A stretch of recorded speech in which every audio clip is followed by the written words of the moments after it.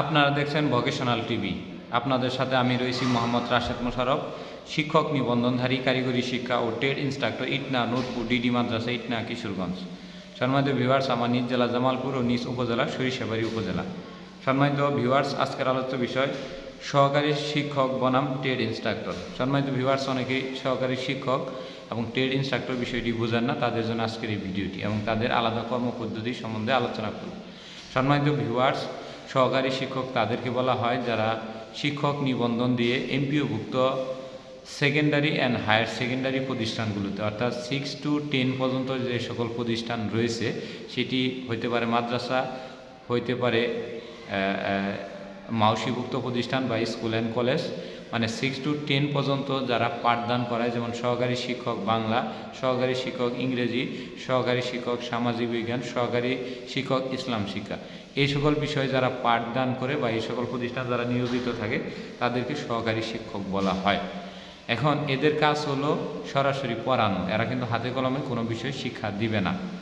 আর trade instructor হলো যারা diploma in engineering পাশ করে শিক্ষক নিবন্ধন দিয়ে এসএসসি ভোকেশনাল, দাখিল ভোকেশনাল বা টেকনিক্যাল অ্যান্ড বিজনেস ম্যানেজমেন্ট ইনস্টিটিউটের এসএসসি মানে নবম এবং দশম শ্রেণী এবং সিসিভুক্ত 640টি প্রতিষ্ঠানের নবম এবং দশম শ্রেণীতে কারিগরি বিষয়ে নিয়োগদান করে তাদেরকে ট্রেড ইনস্ট্রাক্টর বলা হয়ে থাকে।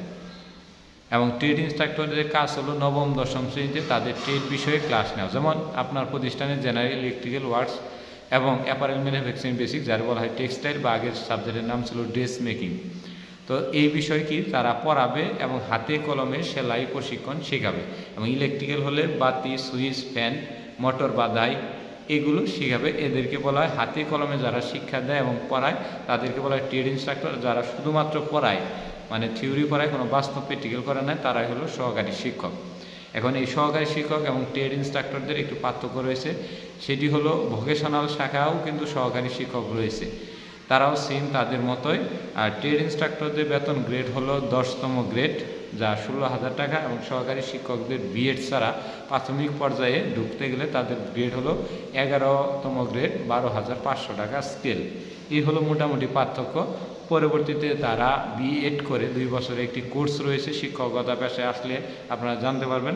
সেই কোর্স করে তারাও ট্রেড ইনস্ট্রাক্টরের সমান ওই 16,000 স্কেল পায়, কিন্তু 5 বছর পরে তারা পেলে এই ট্রেড ইনস্ট্রাক্টর কিন্তু 5 বছরে 5টা ইনক্রিমেন্টে আরও উপরে চলে যায়। অর্থাৎ সহকারী শিক্ষক ট্রেড ইনস্ট্রাক্টরদের সহজে ধরতে পারে না। ধরতে পারার একটি সুযোগ রয়েছে, সেটি হলো যে 10 বছর পরে সহকারী শিক্ষক থেকে সহকারী প্রধান শিক্ষক হওয়া যায়, এবং আরও 5 বছর চাকরি করলে 15 বছর প্রধান শিক্ষক হওয়া যায়। এটি একটি নিয়ম রয়েছে সহকারী শিক্ষকের জন্য।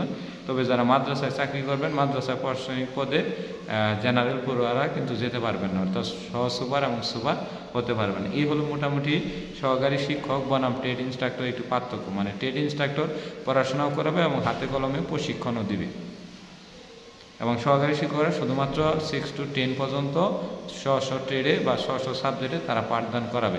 তাদের হাতে কলমে প্রশিক্ষণের কোনো সুযোগ নেই বা তাদেরকে প্র্যাকটিক্যাল কোনো কাজ করাইতে হয় না। এটি পার্থক্য থেকে মোটামুটি 2টি পদের আলাদা পার্থক্য তৈরি করা হয়েছে। আর ট্রেড ইনস্ট্রাক্টর অর্থ, বাংলা অর্থ হলো প্রশিক্ষক, মানে যিনি প্রশিক্ষণ দেয়। তো সম্মানিত ভিউয়ার্স, আশা করি ভিডিওটি বুঝেছেন।